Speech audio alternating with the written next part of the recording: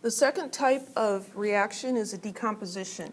This is the opposite of combination. You have one reactant coming apart into multiple products. And again, there's a couple of different types of decomposition reactions. The first one we'll talk about is the decomposition of a metal hydrogen carbonate. So hydrogen carbonate is a polyatomic ion. Let's just refresh our memory on what that is. So HCO3, 1 minus. So it's an ionic compound, a metal, and this hydrogen carbonate ion. And what happens when we decompose this is we get metal carbonate, water, and carbon dioxide. Here the formula of the, there's a typo. The formula of the metal carbon, the metal carbonate. The formula of the metal carbonate is predictable because the ionic charge of the metal ion doesn't change. So even if it's a transition element, whatever charge the metal has in the reactant, it has the same charge in the product. So the general form is a metal hydrogen carbonate. This usually involves heating, decomposes to form metal carbonate, water, and carbon dioxide. And we should know that the formula for water is H2O. So this is the decomposition of baking soda. Baking soda is sodium bicarbonate or sodium hydrogen carbonate. So it's got 3 names at least. If you heat it, it decomposes into sodium carbonate, water, and carbon dioxide. Sodium bicarbonate baking soda is useful if you have a kitchen fire. The pan catches fire because you heated the oil too hot or something. You don't want to be spraying water on that and splash the oil all over the place. So you can grab a box of baking soda and throw that on the flames. Not only does it cover what's burning, which helps it to not get enough oxygen, but as this heats, it generates carbon dioxide gas, which is also going to displace the air around it and cause the flame to go out faster. So there's just a little life tip for you. So let's practice a couple of these. Here we are told that these hydrogen carbonates are decomposed with heat. A difference here from the other examples is they're not giving you the names of the products. So write a balanced chemical equation for each of these decomposition reactions. Barium hydrogen carbonate is decomposed with heat. We need to remember what it decomposes into. It's the metal carbonate, water, and carbon dioxide.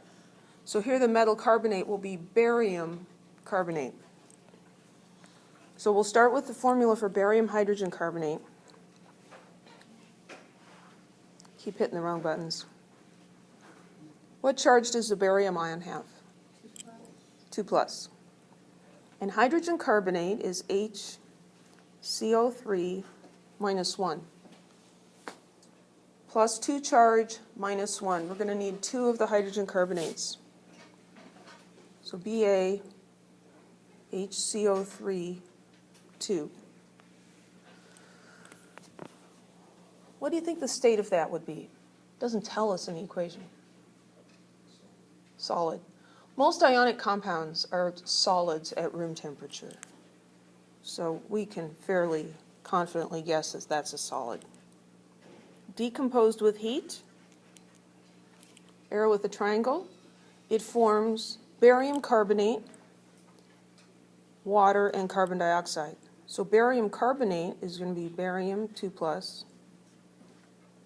Carbonate is CO3 2 minus.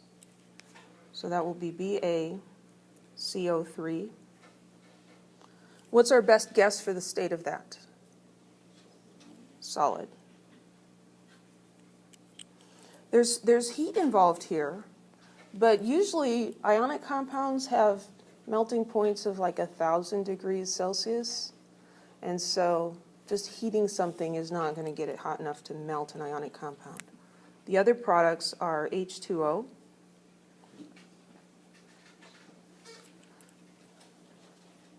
Now we're heating this. What's a good guess for the state of water then? A gas. Water evaporates fairly fairly easily. So it's probably going to be water in the gas state, and then I didn't leave enough space here, plus CO2. What's the state of CO2? A gas. So I'm going to erase these guys because they're confusing the situation. Is this balanced? No. This one's going to be a little more challenging to balance, isn't it? Well, let's see. The bariums are okay, right? Here's one barium, and there's another barium. And how many carbons do we have? We have 2 here. We have 1 plus 1. How many hydrogens on this side? 2. And how many on this side? 2. Oh. How many oxygens? 6.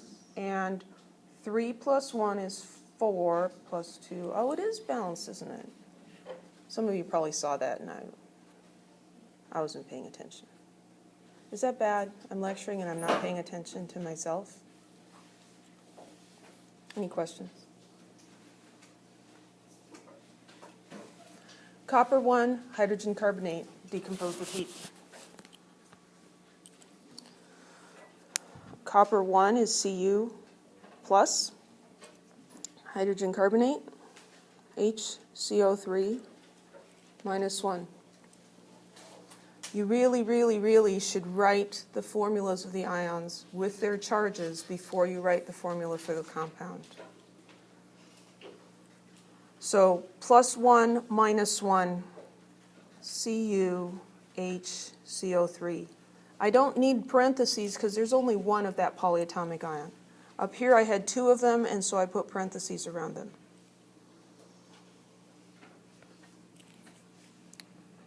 Ionic compounds are generally solids at room temperature, and then we're going to heat it. And what are the 3 products? Metal carbonate, so in this case copper 1. It was copper 1 over here, and it's going to remain copper 1 over here. Copper 1 carbonate. And H2O, I'm not going to try to fit those in. I'm going to just start at the beginning. So copper, this is going to be Cu2CO3, most likely a solid.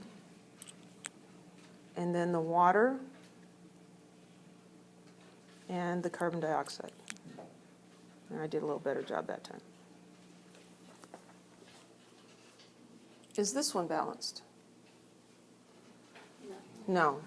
There's 1 copper here and 2 coppers there, right? So that one's easy to take care of. We'll put a 2 over here.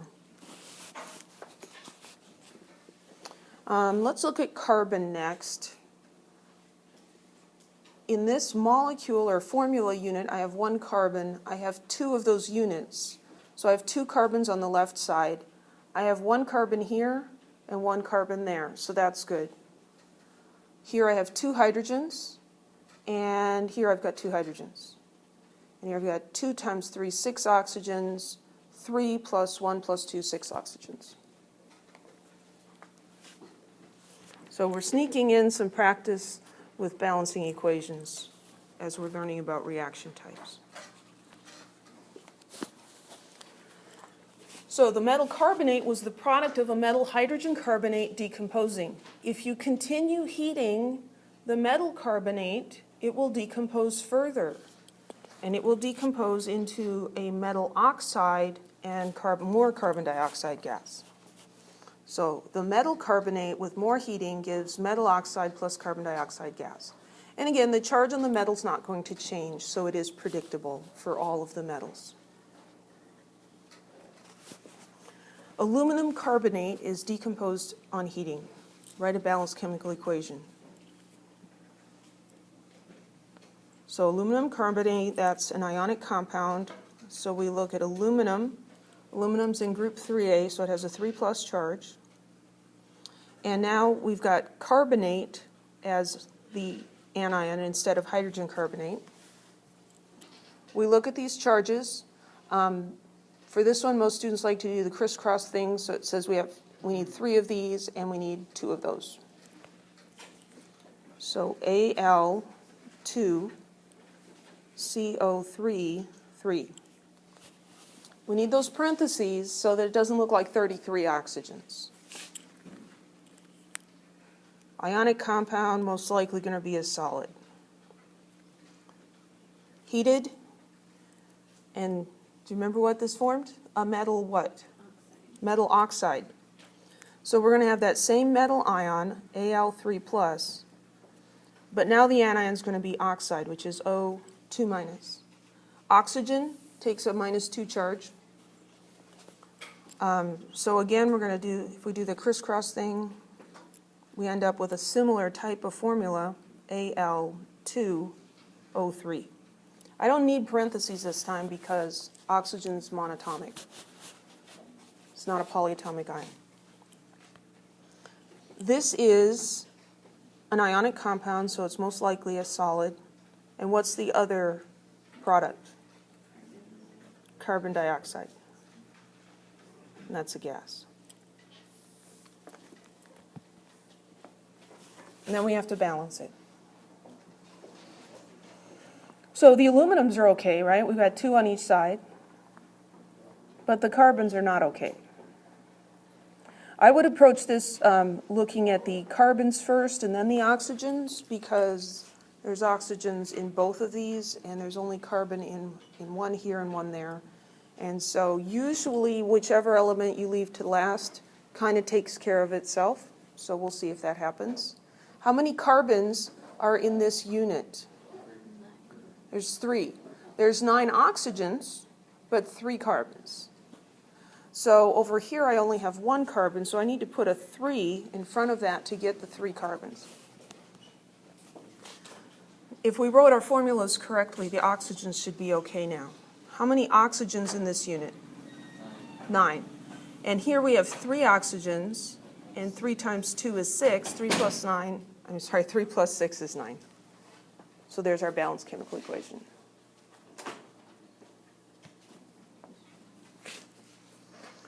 Producing this balanced chemical equation from this prompt involves a lot of little steps.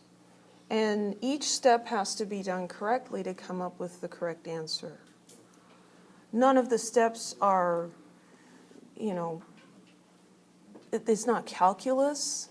It's not, matrices or any weird math or anything, but it's just a lot of little steps that have to be done correctly. So it can be challenging.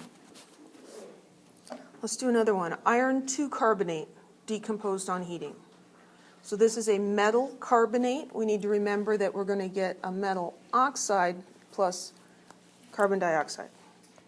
So iron 2 carbonate, we got Fe2+, and carbonate is CO3, 2-.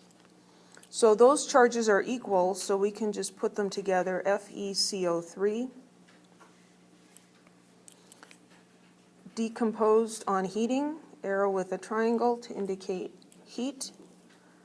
And we're going to have iron oxide, iron 2 oxide, which is a form of rust. Is rust a solid, a liquid, or a gas? It's a solid. It's kind of powdery and flaky.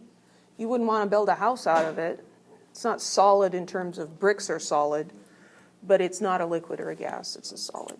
So this is a solid plus carbon dioxide.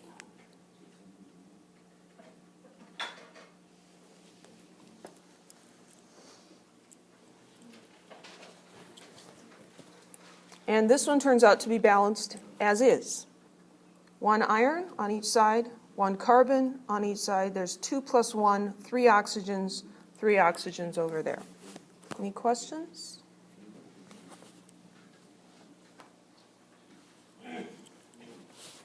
Another kind of decomposition reaction, your book calls miscellaneous oxygen-containing compounds. Okay, so if you have an ionic compound that contains oxygen, it will often release oxygen gas when it decomposes. These reactions are very unpredictable, and so we're going to have to tell you what the products are.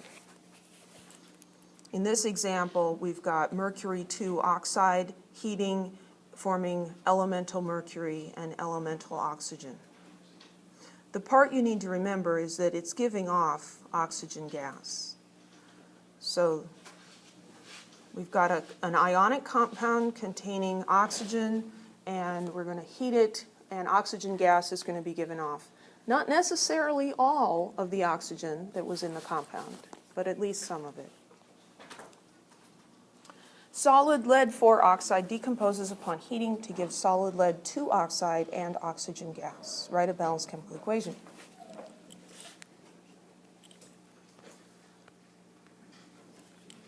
So lead 4 oxide, that's Pb 4 plus.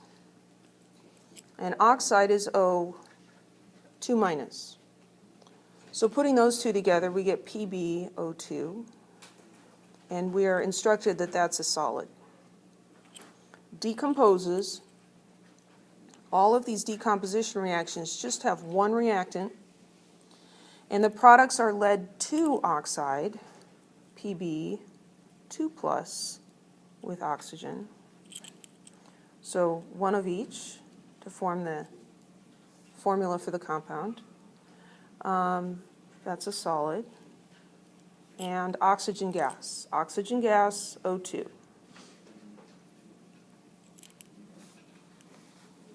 Unlike the heating of metal hydrogen carbonates or metal carbonates, the charge on this ion changed. And that's part of why these are very unpredictable. You would have no way of predicting that it changed or what it changed to. And so that's why we need to let you know what the products are. Is this balanced? No. The leads are okay, but the oxygens are not. So here on this side, we have 2 oxygens, and over here we have 1 plus 2, we have 3 oxygens. But we can only add more of these in pairs. So if we do that, then we have 4 oxygens. There's 2 over here, so we'll need to have 2 here. So 2 times 2, 4 oxygens there, 2 oxygens here, 2 oxygens here. 2 plus 2 is 4. And by putting the 2 here, that took care of the lead as well, because when we placed the 2 here, we changed the lead balance. So now we've got 2 leads on the left and 2 on the right. So this is an oxygen-containing compound. Aqueous hydrogen peroxide decomposes upon heating to give water and oxygen gas. So they're giving you the formula for hydrogen peroxide. So H2O2. And what should I write for the state symbol? AQ for aqueous. So decomposes upon heating to form water, H2O, and oxygen gas.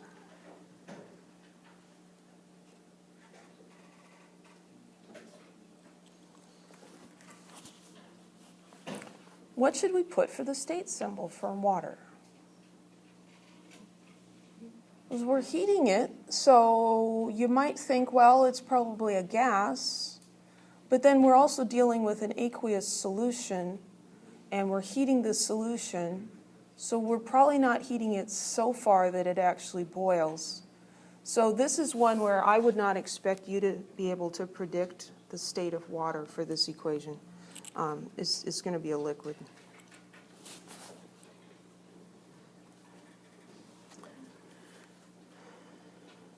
So how do I balance this?